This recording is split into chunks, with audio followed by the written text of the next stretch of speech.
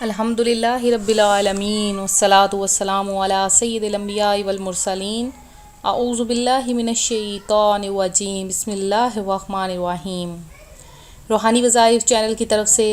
تمام ویورز کو السلام علیکم ورحمۃ اللہ وبرکاتہ۔ آج میں آپ کے لیے ماہ شعبان المعظم میں کا ایک بہت ہی خاص اور مجرب وظیفہ لے کر حاضر ہوئی ہوں۔ میرا آج کا یہ روحانی وظیفہ شعبان المعظم کی رحمتیں اور برکتیں سمیٹنے کے ساتھ ساتھ مال و دولت میں اضافے کا بھی وظیفہ ہے، اور اس کے علاوہ جو کوئی خواہش رکھتا ہے اور جو بھی دعا مانگے گا اس وظیفے کے وسیلے سے تو اس کی وہ دعا فوری طور پر قبول کر لی جائے گی۔ جیسا کہ آج جو میں وظیفہ لے کر آئی ہوں وہ اللہ تبارک و تعالیٰ کے اسماء گرامی میں سے ہے۔ تو اللہ تبارک و تعالیٰ کا اسماء گرامی ایسے الفاظ ہیں کہ اگر ان کے وسیلے سے کوئی بھی دعا مانگی جائے تو اللہ تعالیٰ اپنے پیارے حبیب محمد مصطفیٰ کے صدقے میں وہ دعا ضرور قبول فرماتا ہے۔ تو اور اس کے علاوہ اگر آپ حج بیت اللہ کی زیارت چاہتے ہیں، آپ نے بہت سے وسیلے کیے ہیں لیکن حج نہیں کر سکے، یا عمرہ کی سعادت حاصل کرنا چاہتے ہیں، مدینہ طیبہ کی زیارت چاہتے ہیں، یا کوئی بھی خواہش آپ کے دل میں ہے، دولت کی خواہش ہے، یا کوئی بھی دعا مانگنا چاہتے ہیں، اولاد کا مسئلہ ہے، تو آپ یہ وظیفہ کریں، انشاءاللہ تعالیٰ آپ کا یہ وظیفہ جو ہے وہ کامیاب ہوگا اور آپ کی ہر حاجت، ہر خواہش پوری ہو جائے گی۔ ایک دفعہ حضور نبی کریم صلی اللہ علیہ وآلہ وسلم نے ارشاد فرمایا کہ کیا تم جانتے ہو کہ شعبان کو شعبان کیوں کہتے ہیں؟ تو صحابہ کرام رضی اللہ تعالیٰ عنہ نے عرض کی کہ اللہ اور اس کے رسول صلی اللہ علیہ وآلہ وسلم زیادہ جانتے ہیں۔ آپ نے فرمایا اس لیے کہ اس میں خیر کثیر کے شعبے نکل پڑتے ہیں۔ گویا شعبان المعظم میں خداوند قدوس کی عبادت سے دلوں کو میل سے پاک و صاف کر لیا جاتا ہے، تاکہ رمضان شریف میں اللہ تعالیٰ کی رحمتوں سے خوب دل فیضیاب ہو جائے۔ اور آپ علیہ الصلاۃ والسلام کو اس مہینے میں روزے رکھنا بہت زیادہ محبوب تھا۔ آپ اس میں روزے رکھتے تھے اور اللہ تبارک و تعالیٰ کی کثرت سے عبادت کیا کرتے تھے۔ جیسا کہ ایک بہت ہی پیارا سا واقعہ ہے، ضرور سنیں کہ حضرت انس رضی اللہ تعالیٰ عنہ سے روایت ہے کہ حضور سرور عالم صلی اللہ علیہ وآلہ وسلم کی بارگاہ میں عرض کی، یا رسول اللہ صلی اللہ علیہ وآلہ وسلم سب سے افضل کون سے روزے ہیں؟ تو حضور سید عالم نے ارشاد فرمایا، شعبان کے روزے، رمضان کی تعظیم کے لیے کہ تم اپنے بدنوں کو شعبان کے روزوں سے پاک کرو رمضان کے لیے، اس لیے کہ جو شخص شعبان کے 30 روزے رکھ لیتا ہے اور افطاری سے مجھ پر درود پڑتا ہے تو اللہ تعالیٰ اس کے پچھلے تمام گناہوں کو بخش دیتا ہے اور اس کی روزی میں برکت عطا فرما دیتا ہے،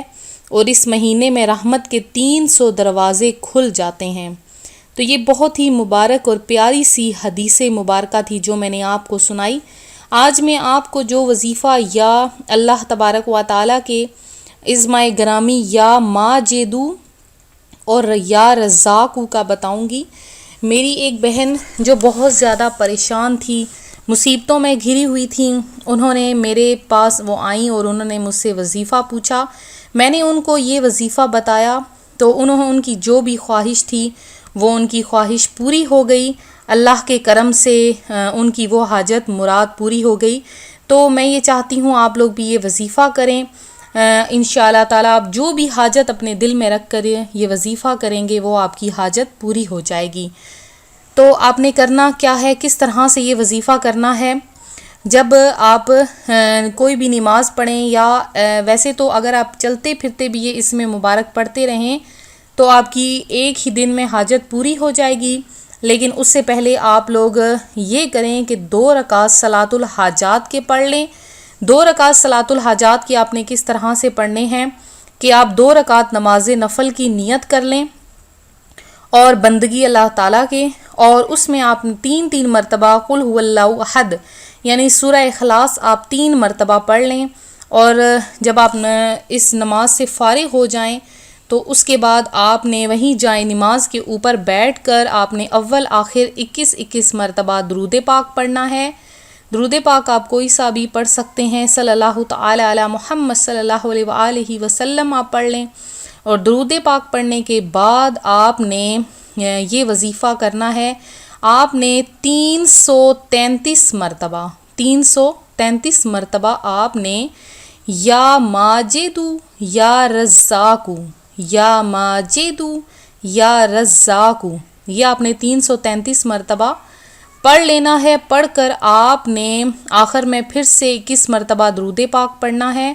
اور اس کے بعد آپ نے اللہ کی بارگاہ میں گڑ گڑا کر دعا مانگنی ہے۔ آپ دیکھیے گا انشاءاللہ تعالی اسی مہینے میں آپ کے گھر میں مال و دولت میں اضافہ ہو جائے گا، برکت ہو جائے گی،